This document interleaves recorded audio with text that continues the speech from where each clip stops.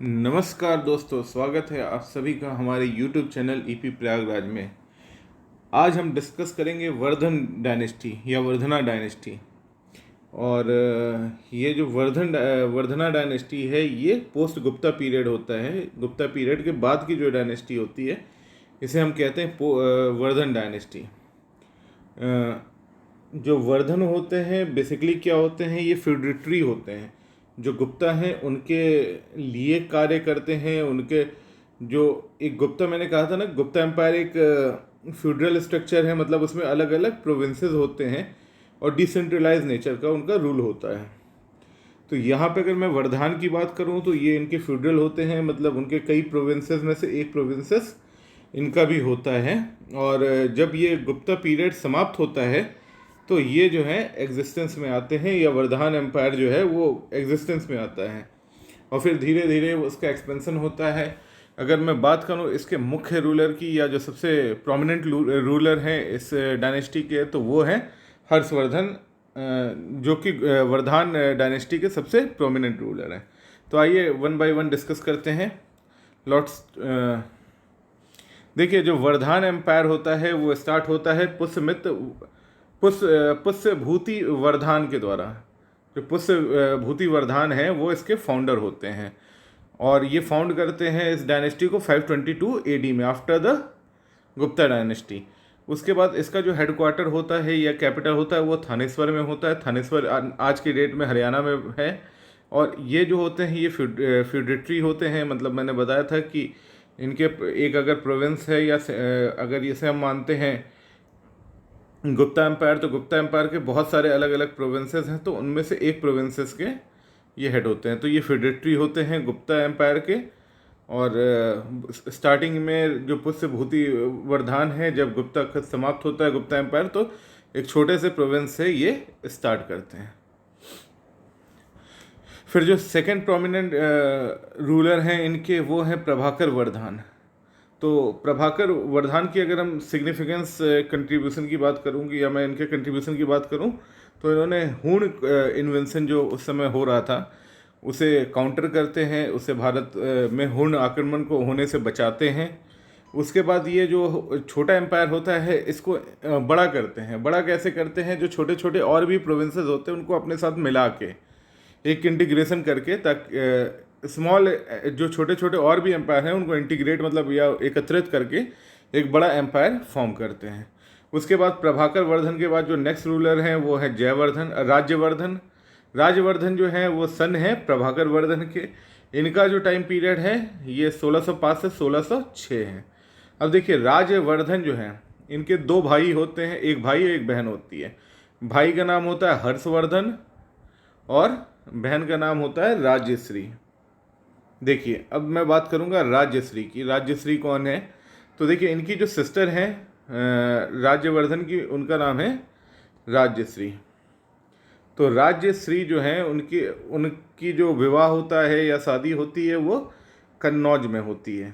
राज्यश्री जो है इनकी सिस्टर, उनका विवाह जो है वो कन्नौज में होता है। जो और कन्नौज के जो पड़ोस का राज्य होता है वो कन्नौज पे हमला करता है। और इनके राज्यश्री जो हैं उनके हस्बैंड होते हैं गृहवर्धन। इनके हस्बैंड होते हैं गृहवर्धन। तो कन्नौज पे हमला करता है, और गृहवर्धन मतलब इनके ब्रदर इन लॉ पे हमला करता है, मतलब इनके बहनोई पे हमला करता है। तो ये जो राज्यवर्धन है ये अपने ब्रदर इन लॉ को डिफेंड करने के लिए वहाँ जाते हैं कन्नौज में, और वहाँ पे इनकी हत्या हो जाती है। और जो वहाँ के जो कन्नौज राज्य था उसको गृहवर्धन का भी हत्या हो जाता है। और ये एक शशांक नाम के राजा थे जो पड़ोसी देश के थे, वो कन्नौज पे कब्जा कर लेते हैं। तो ही वॉज किल्ड। जब कब्जा हो जाता है तो मतलब वो कन्नौज के राजा हो जाते हैं। तो हम ये कह सकते हैं कि राज्यवर्धन की जो हत्या है वो कन्नौज के किंग ने की। फिर क्या होता है, इनका मैंने बताया कि एक बहन और एक भाई थे। तो जो इनके दूसरे भाई थे वो थे हर्षवर्धन। तो हर्षवर्धन को ऐसा लगता है कि इनको जो है अपने उसका बहन को छुड़ाना चाहिए या अपने भाई का बदला लेना चाहिए। तो फिर वो कन्नौज पे अटैक करते हैं। फिर इसके बाद जो नेक्स्ट होता है या जो इस काल के सबसे बड़े रूलर हैं या बड़े शासक हैं वो है हर्षवर्धन। ये ये जो वर्धमान डायनेस्टी है वो बेसिकली इन्हीं की कहानी है, हर्षवर्धन की। तो ये अपने भाई राज्यवर्धन का बदला लेते हैं, डिफीट करते हैं शशांक को, जो कि उस समय राजा बन जाता है कन्नौज का, और अपनी बहन राजश्री को फ्री कराते हैं वहाँ से। उसके बाद जो इनका शासन का या टाइम पीरियड है वो है 1606 से लेके 606 एडी से लेके 647 एडी, लगभग इनका 40 साल का एक वो है। और उसके बाद इनके जो वो हैं डिफीट करते हैं ये ध्रुव सेना, वल्लभी के एक राजा होते हैं, वल्लभी गुजरात में है, वहाँ के जो राजा हैं ध्रुवसेन, उनको ये वो करते हैं और उनकी बेटी से शादी करके ध्रुवसेन की जो बेटी हैं उनसे शादी कर लेते हैं।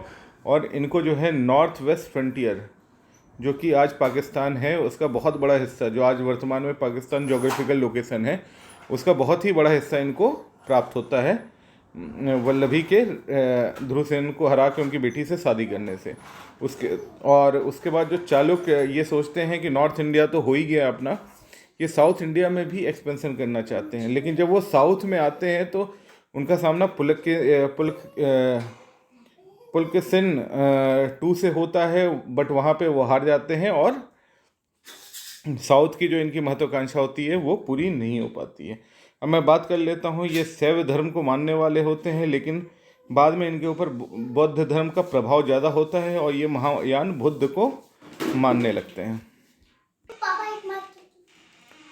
इसके बाद हम बात करेंगे हर्षवर्धन जो होते हैं ये एक असेंबली कराते हैं, बेसिकली इनका रिलीजियस असेंबली में बिलीव करते हैं। तो ये दो तरह की असेंबली कराते हैं, एक कन्नौज में कराते हैं और एक प्रयागराज में कराते हैं।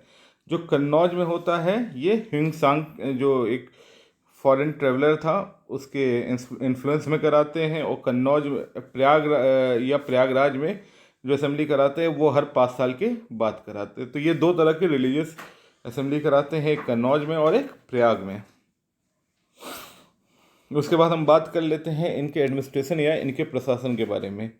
तो देखिए इनका जो एडमिनिस्ट्रेशन है वो सेम होता है गुप्ता पीरियड के एडमिनिस्ट्रेशन से, क्योंकि देखिए गुप्ता पीरियड में क्या होता है कि एक अगर पूरा स्टेट है तो उसमें अगर छोटे छोटे कई स्टेट होते हैं, प्रोविंसेस होते हैं, तो हर प्रोविंस जो होता है वो फ्री होता है अपने डिसीज़न लेने के लिए, है अपने स्टेट को चलाने के लिए, अपनी आर्मी वो मेंटेन करता है। और जब एक बड़े राज्य के मतलब या जो एक जो राजा है मेन राजा, उसको अगर ज़रूरत होती है तो ये प्रोविंसेस उसको सपोर्ट करते हैं। तो इस तरह का एक सिस्टम होता है जो उस समय विकसित होता है, बट धीरे और उसी जो सिस्टम है उसको वर्धमान एम्पायर जो है या वर्धमान एम्पायर जो है उसको फॉलो करते हैं।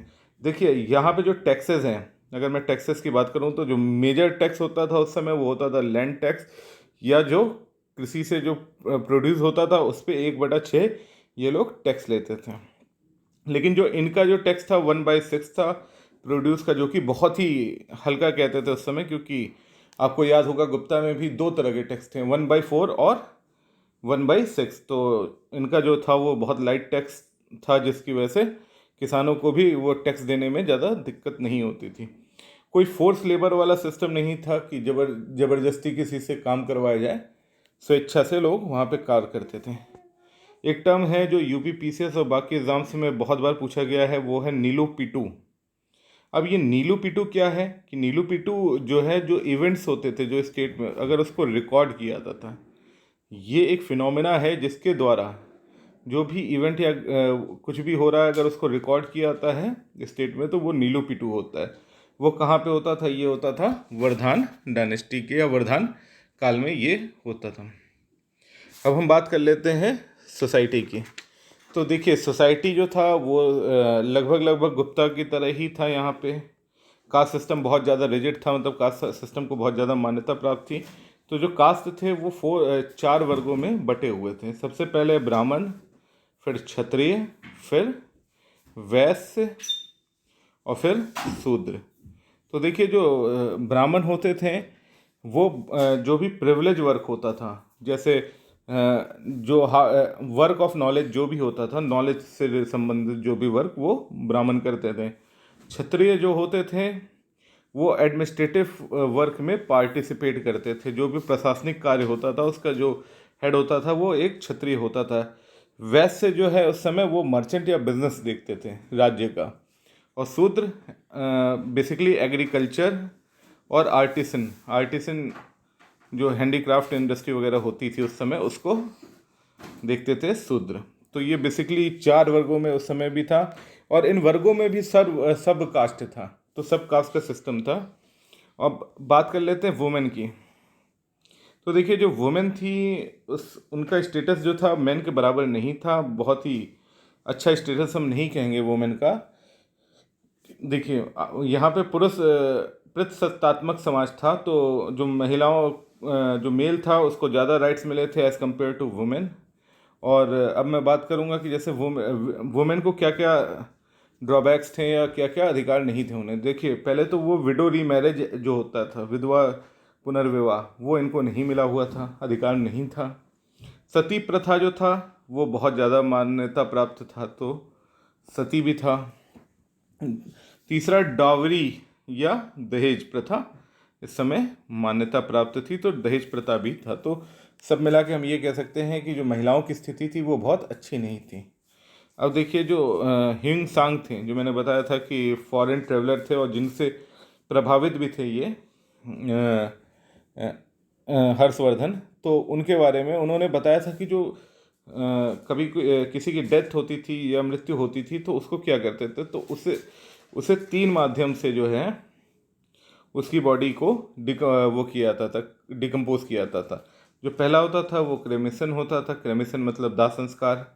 दूसरा होता था वाटर ब्यूरियल मतलब जल समाधि देना, और तीसरा होता था उस समय एक्सपोजर टू वुड, लकड़ी पे छोड़ देना, ताकि धीरे धीरे जो है कीटाणु या विषाणु जो कुछ भी नेचुरल डिकम्पोजिंग एजेंट होते हैं वो धीरे धीरे से डिकम्पोज कर दें। तो ह्यूंग सांग के अनुसार जो डेड बॉडी होती थी उसको डिकम्पोज करने के 3 मेथड्स होते थे। ये भी कभी किसी की परीक्षाओं में आया था, तो मुझे लगा कि आपको बता दूं। उसके बाद हम बात करेंगे इसके इकोनॉमी की। तो अगर इकोनॉमी बात करें तो इकोनॉमी बहुत अच्छी नहीं थी, क्योंकि यही काल था जो 500 से लेके और 700 के आसपास का जो काल था, ये काल था जबकि रोमन एम्पायर जो होता है वो डाउनफॉल हो जाता है या वो डिक्लाइन करता है। तो जब वो डिक्लाइन करता है तो फॉरेन ट्रेड जो है इनका फॉल हो जाता है, क्योंकि जो सोना जो है या गोल्ड है वो हमारे पास रोमन से ज़्यादा आ रहा होता है, तो फॉरेन ट्रेड जो है उसकी स्थिति ना अच्छी होने की वजह से हमारे देश की भी इकनॉमी उस समय बहुत अच्छी नहीं थी। तो फिर आइए बात कर लेते हैं आर्ट, कल्चर और लिटरेचर की। देखिए जो हर्षवर्धन थे उन्होंने 3 बहुत ही महत्वपूर्ण किताबें लिखी थी। तो जो पहली उनकी महत्वपूर्ण किताब थी वो थी रत्नावली, फिर थी प्रियदर्शिका, और तीसरी थी नागानंद। तो ये आप याद कर लीजिए, लर्न कर लीजिए, बहुत इंपॉर्टेंट है अगर आप UP PCS, UP triple SC या बाकी ऐसी परीक्षाओं की तैयारी कर रहे हैं। क्योंकि देखिए ये क्वेश्चन आता है कि इनमें से कौन सी किताब हर्ष ने नहीं लिखी है। तो आपको ये तीनों किताबों के नाम पता होने चाहिए कि हर्ष ने कौन सी 3 किताब लिखी, रत्नावली, प्रियदर्शिका और नागानंद। और हर्ष चरित्र ये हर्ष ने नहीं लिखी है, ये लिखी है वान भट्ट ने, तो ये भी याद होना चाहिए आपको। फिर एक है जो पीसीएस में अक्सर पूछा जाता है, बहुत बार आया है, वो है राज तरंगिणी। इसके जो राइटर हैं वो हैं कल्हन। और जो नालंदा यूनिवर्सिटी था, विश्वविद्यालय था, जो कुमार गुप्त ने बनवाया था, याद होगा आपको, लास्ट लेक्चर पे हमने बात किया था, वो जो होता है सेंटर ऑफ लर्निंग या प्रोमिनेंट सेंटर ऑफ लर्निंग बन जाता है इस एरा में। इसके बाद हम नेक्स्ट चर्चा करेंगे साउथ इंडिया की जो किंगडम थी, जो मेडिवल पीरियड में जो साउथ इंडिया के जो किंगडम थे, जैसे पल्लव, प्रतिहार और ये सारे जो किंगडम्स थे, राष्ट्रकूट, इनकी बात हम करेंगे। तो होप आपको हमारा वीडियो पसंद आया। अगर पसंद आया तो लाइक करें, चैनल को हमारे सब्सक्राइब करें और बेल आइकन को प्रेस करें ताकि आपको हमारे लेटेस्ट नोटिफिकेशन मिलते रहें। और बहुत ही जल्दी मिलते हैं हम लोग नेक्स्ट वीडियो लेके। धन्यवाद।